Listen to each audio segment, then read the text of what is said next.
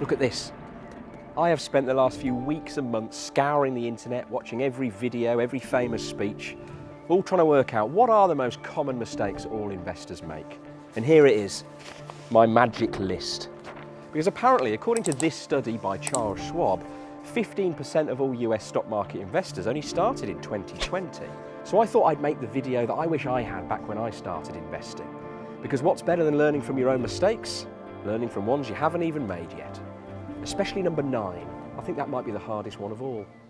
Hello everyone, my name is Tom Morgan from the YouTube channel That Finance Show. I'm a UK-based financial planner and advisor, and today I'm coming to you in collaboration with the good people from Trading 212, who want to help you get better and smarter when it comes to investing. Remember, nothing in this video should be construed as financial advice, and mistake number 1 is overthinking your ability. Now, it's not impossible that you're the greatest investor to ever have lived. Maybe you are the next Warren Buffett. Somebody will be. But I think it's a dangerous mindset to fall into, especially if you're new to this. You see, since 2009, we have been on the longest bull run in stock market history. And all that really means is that stock markets have been pretty kind and, generally speaking, have gone up. This makes it easier for us to feel invincible and perhaps feel we are better at this than we actually are. These market conditions will not last forever, and markets will go down as well as up. Mistake number 2 is thinking you need to be rich to invest. You don't. Simple. For example, with Trading 212, you can invest with as little as £1. So waiting to have more money to invest is not an excuse for you to not get started. And don't believe anyone who tries to tell you that investing with just small amounts of money isn't worth it. Because it is. Look, we all start somewhere, and from small acorns, mighty oaks grow. I know it's cheesy, but it's true. Compound interest, the snowball effect created by investing over time, is a seriously powerful thing, and can turn that £50 a month into over £40,000 over, say, 30 years at 5% return a year, for example. Bear in mind that is just an example, and is by no means a guarantee of the profits you might make when investing. Also, be careful not to invest it all, because mistake number 3 is not having an emergency fund. Before you invest, you should have 3 to 6 months of your essential expenditure stored away in cash that is easily accessible, so that when the boiler packs up or the car breaks down, you're not raiding your investments to pay for it. See it as a safety buffer between you and your longer term goals. Concentrate on building this up first before you start investing. And that brings me nicely onto mistake number 4, which is not knowing your goals. Simon Sinek wrote a great book called Start With Why. I'd highly recommend it, or catch any of his talks here on YouTube. And although he was talking more about motivation at work, I think you can really apply that message to investing. Why are you investing? Understand what you're investing for. You aren't investing simply just to make money.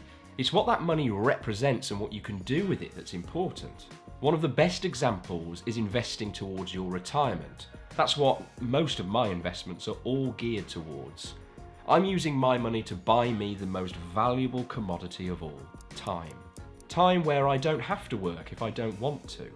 Having a clearly defined goal like this makes me far more likely to stay on track. Ask yourself, how much do I need and by when? That's your goal. Mistake 5 is investing money you need in the short term.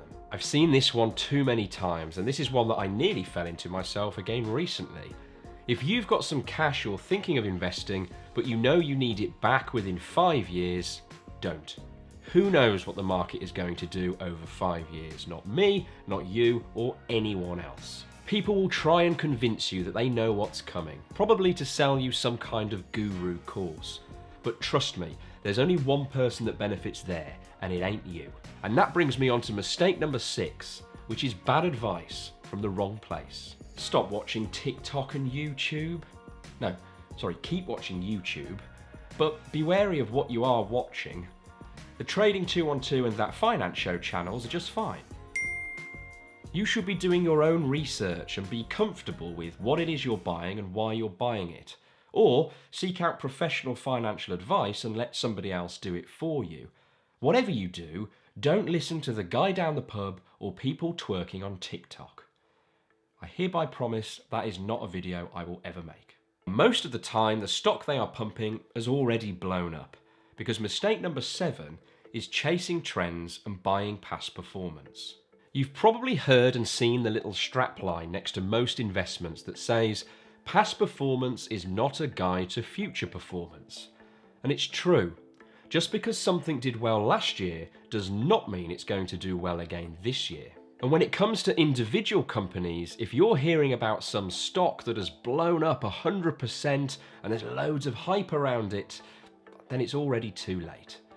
And mistake number 8 is failing to diversify. If you don't diversify, you are taking more risk than someone who does.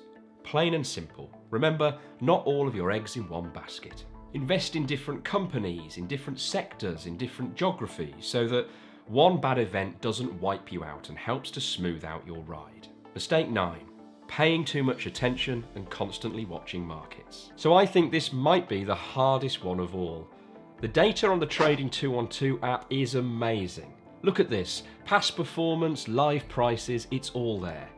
But trust me when I say, stop looking at it every 5 minutes. It doesn't help you. Ask yourself this. If you were running a marathon, would it make sense to track your progress in quarter-mile increments? Then why are you trying to do this with your investments?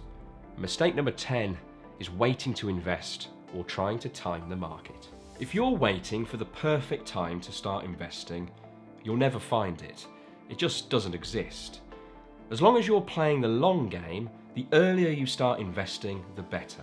When you zoom out and take a look at a long time horizon, markets tend to go up more than they go down, so you want to be involved for as long as possible.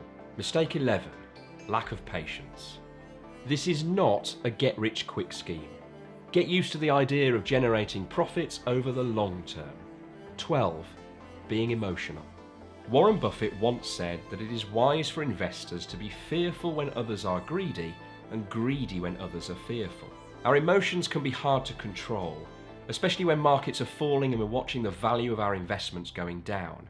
You have to accept that there will be difficult periods and don't let it distract you from your goal. Mistake 13, not understanding what you bought. Another legendary investor, Mr. Peter Lynch, once said that if you can't explain to a 10-year-old in 2 minutes or less why you own what you own, then it's a mistake. Think about that. You need to understand the reason behind your decision to invest in something. That reminds me, I must sit down with my 3-year-old and go through my portfolio. So there you have it. 13 investing mistakes to avoid. What do you think? Have you made any of those? Goodness knows that I have. Give the video a like if you learned something, and please subscribe to the Trading 212 YouTube channel with notifications turned on so you do not miss any future uploads. If you're feeling really kind, could you head on over to the App Store or Google Play, where you can leave up to a 5-star review for the Trading 212 app, just to let others know how good you think it is. Until next time, my name's Tom Morgan from the YouTube channel That Finance Show. Happy investing and see you soon.